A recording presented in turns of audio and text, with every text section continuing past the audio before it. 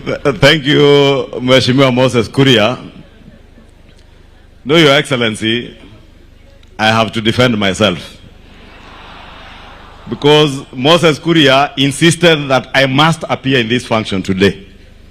Kumbe alikuwa amenipangia. But Your Excellency, as you have heard, Moses Kuria joined this school and was in this school for only 2 years, Form 5 and Form 6. What I meant when I said he went to a polling station school, it was not Thika High School. It was Ituro High School where he went from 1 to Form 4. Because Thika High School can never be a polling station school. Thika High School is a great school,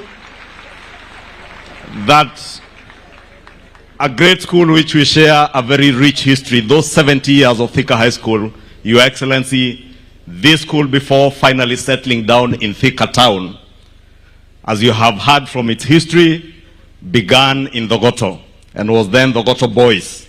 But because the school was sponsored by the PCA Church, the Presbyterian Church, and there were the two alliances in Kikuyu, we then moved the boys from Kikuyu, Dogoto Boys, and it became Thika High School, and not Thika Boys, but Thika High School. Because in this school, great men, great gentlemen have come and have been built in this school. And we are happy to have joined them today. Honorable Your Excellency the President, we are grateful that you're also able to join these great gentlemen of Thika High School. As you have heard from the testimony of Professor Njoroge through the chairman of the board, many great gentlemen have come out of this school, including our very own, the clerk to the National Assembly, Mr. Sam Njoroge. And Sam, let me ask you to be upstanding, because through the efforts of Sam Njoroge, who we work with in the National Assembly, he has mobilized very many of us to come back and give back to the school that many of us never had the opportunity to come to, but which he attended as a young man before moving on to the university and becoming the clerk to the National Assembly. And through his efforts, Your Excellency, let me report, the Speaker will be announcing part of the efforts as colleagues to Clerk Njoroge we have made as members of Parliament to help in contributing towards the modernization of this school, so that we may also have a hand in the modernization of this school, because, as I said, it is a great school that has immensely contributed to the growth, not just of Kiambu County, but our nation, Kenya. Your Excellency, too, let me say that we are indeed privileged that in Kiambu County, we have not less than 9 national schools, and we have the highest concentration of national schools in this county. And we do not take it for granted, Your Excellency, as you heard. Before today, the last sitting president to set foot in this school was 30 years ago, when former President Daniel Arap Moi visited this school, just 30 years ago in 1996, just ahead of the 1997 elections, which President Moi moved on to win in the 1997 elections. Your Excellency, I don't want to say much. 30 years later, you visit Thika High School. A year before the elections, afikiri hapo pengine tutajijazia. Si tutajijazia hapo pengine? To Your Excellency, this is not the only national school. This year, you have visited very many other schools. Last weekend, you were in Maseno School in Kisumu.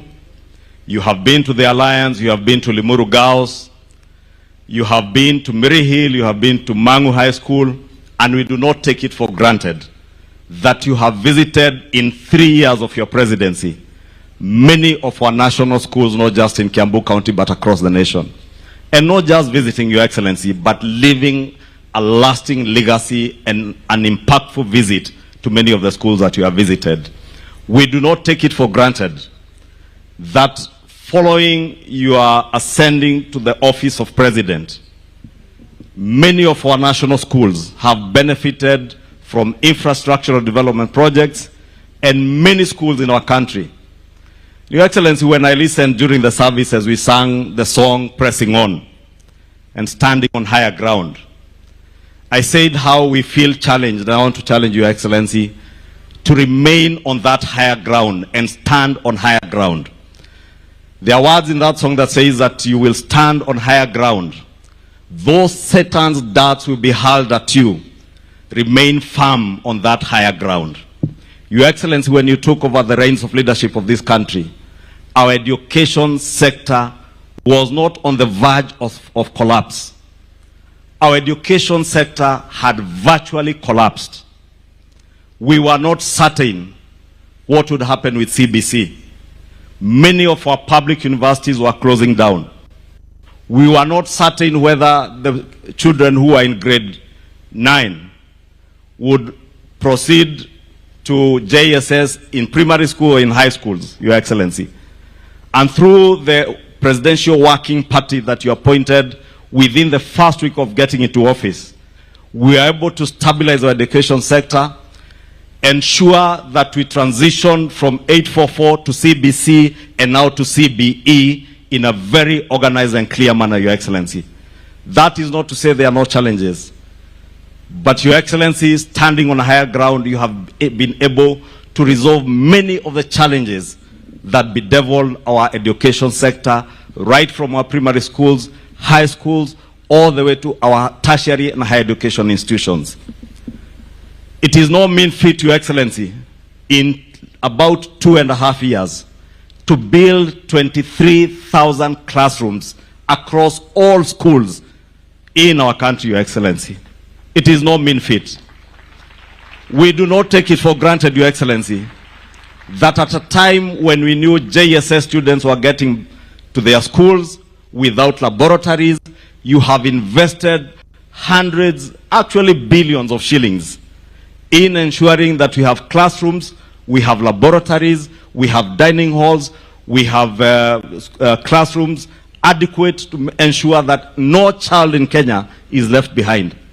Your Excellency, I have chaired the Budget and Appropriations Committee in the National Assembly in the last Parliament when you were Deputy President.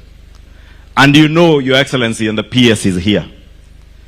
And we have not shied away from stating the fact that over the years, for the last close to 12 years, we would underfund our education sector, and especially in terms of capitation to our schools, and that is why many schools were lagging behind in terms of development and being able to offer the services that they should be offering.